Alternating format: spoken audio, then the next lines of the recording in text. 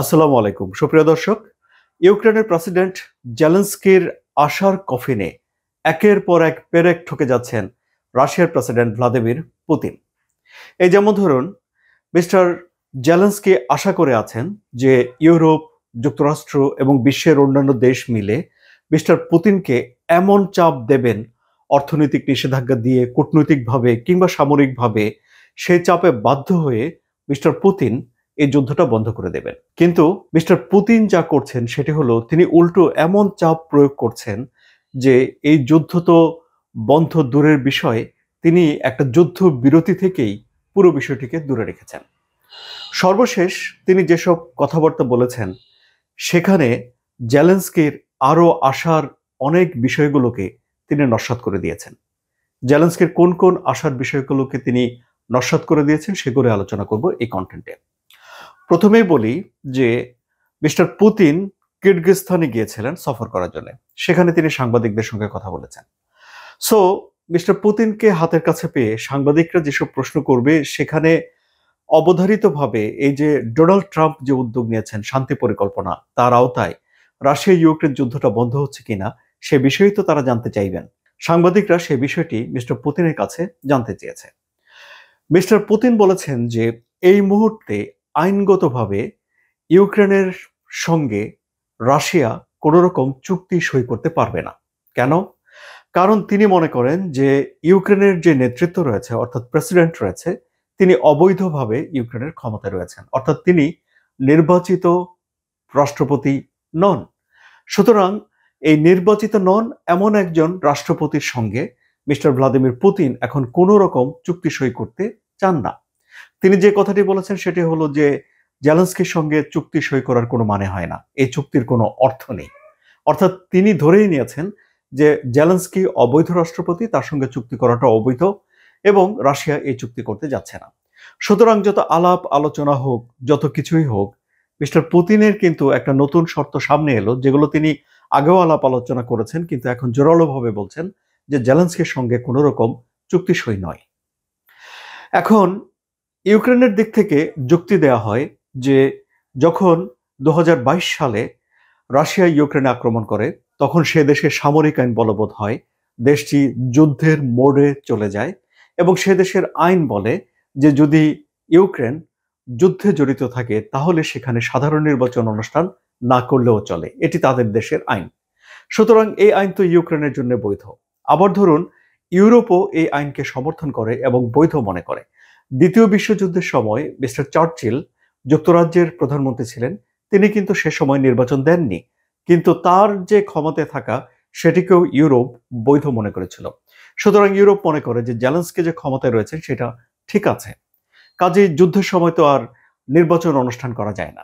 কিন্তু আবার ধরুন, রাশিয়ার এর বিপক্ষে যুক্তি রয়েছে। যেমন রাশিয়া মনে করে যে 2024 সালে রাশিয়াতে তো একটা প্রেসিডেন্ট নির্বাচন অনুষ্ঠিত হয়েছে যেখানে মিস্টার পুতিন নির্বাচিত হয়ে এসেছেন এবং রাশিয়াও তো যুদ্ধেই লিপ্ত ছিল। সুতরাং যুদ্ধে জড়িত একটা দেশ রাশিয়া যদি নির্বাচন করতে পারে তাহলে ইউক্রেন কেন নির্বাচন করলো না? সুতরাং এই নির্বাচনে হেরে যাওয়ার ভয়ে জেলেনস্কি তখন নির্বাচন দেয়নি বলে রাশিয়ার দিক থেকে মনে করা হয়।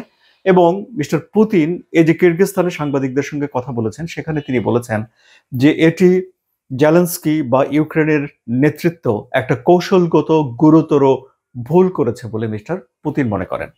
তাহলে এখন যতই আলাপ আলোচনা হোক, যতই মীমাংসা হোক, সবকিছু মিলে যতই একটা ঐক্যমত তৈরি হোক না কেন, চুক্তি সই করার জন্য কিন্তু মিস্টার পুতিন মানা করে দিয়েছেন। অর্থাৎ এই যে মীমাংসার যে একটা আশা জেলেনস্কির ভেতরে যদি থেকেও থাকে, সেই আশাটাও কিন্তু এখানে মরে গেল এবং সেই কফিনে মিস্টার পুতিন একটা পেরেক ঠকে দিলেন। বাস্তবতা কি সুপ্রিয় দর্শক?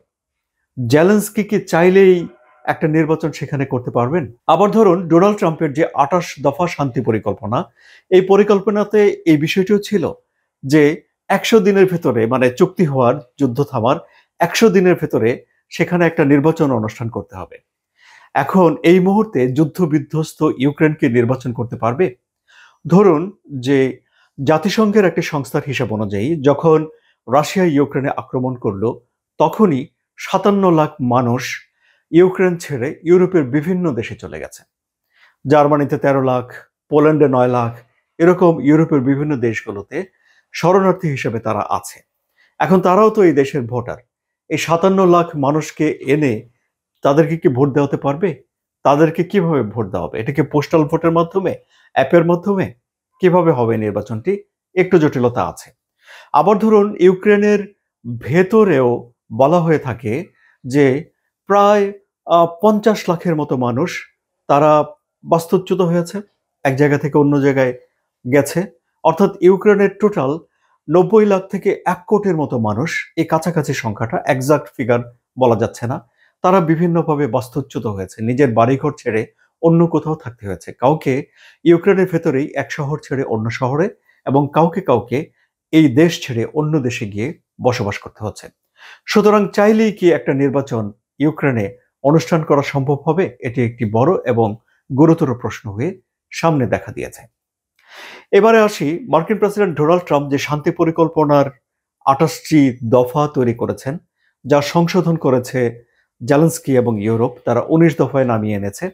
এবং এই যে সংশোধিত বিষয়টি নিয়ে রাশিয়ার আপত্তি আছে, কিন্তু যেই 28 দফা প্রথম যেই ধারণাটি তৈরি করেছিলেন ডোনাল্ড ট্রাম্প বা তার দেশ, সেটি নিয়ে রাশিয়ার আবার কোনো আপত্তি নেই। রাশিয়া মনে করে যে ওই 28 দফাকে ভিত্তি ধরে একটা আলাপ আলোচনা হতে পারে, কারণ সেখানে ভূমি ব্যবস্থাপনা, তারপর ইউক্রেনের সেনাবাহিনীর আকার, ইউক্রেনের নিরাপত্তার এই বিষয়গুলোতে যেসব বিষয় বলা হয়েছে, যেসব শর্ত বলা হয়েছে, তা রাশিয়ার পক্ষে যায়। এই যেমন ধরুন সেখানে বলা হয়েছিল যে দনবাস অঞ্চলটি পুরোটা মিস্টার পুতিনকে দিয়ে দিতে হবে। দনবাসের ভিতরে দুটো জায়গা আছে, একটা হলো লোহানস্ক, একটা হলো দানাস্ক, এবং এর 90% বা 88% জায়গা মিস্টার পুতিন দখল করে নিয়েছেন। এবং যুদ্ধ যেভাবে চলছে, ডোনাল্ড ট্রাম্প মনে করেন যে কোনো না কোনো সময় এই জায়গাটা রাশিয়া দখল করেই নেবে। আবার ধরুন ইউরোপের লোকজন মনে করে যে যুদ্ধের যে গতি, যেভাবে এগোচ্ছে রাশিয়া অল্প অল্প জায়গা দখল করে, তাতে করে ওই বাকি জায়গাটুকু দখল করতে রাশিয়ার অন্ততপক্ষে কয়েক বছর সময় লাগবে। এবং এই যে কয়েক বছর সময় লাগবে, এই কয়েক বছর সময়ের ভেতরে ইউক্রেনকে একটা ধৈর্যের পরীক্ষা দিতে হবে, ক্ষয়ক্ষতির পরীক্ষা দিতে হবে। যদি যুদ্ধ চলতে থাকে, রাশিয়াকেও যুদ্ধের এবং ক্ষয়ক্ষতির, টাকা পয়সা খরচের এবং নিষেধাজ্ঞা মোকাবেলা করে, তেল বিক্রি কমিয়ে দিয়ে, জনগণের কর বাড়িয়ে দিয়ে, নানানভাবে তাদেরকেও একটা ধৈর্যের, সহ্য করে যাওয়ার পরীক্ষা দিয়ে যেতে হবে, যা কোনো দেশের জন্য ভালো নয়। কিন্তু তারপরেও এই যুদ্ধ বন্ধের জন্য এই বিষয়গুলোতে তারা এখনো ঐক্যমত দেখাতে পারছে না।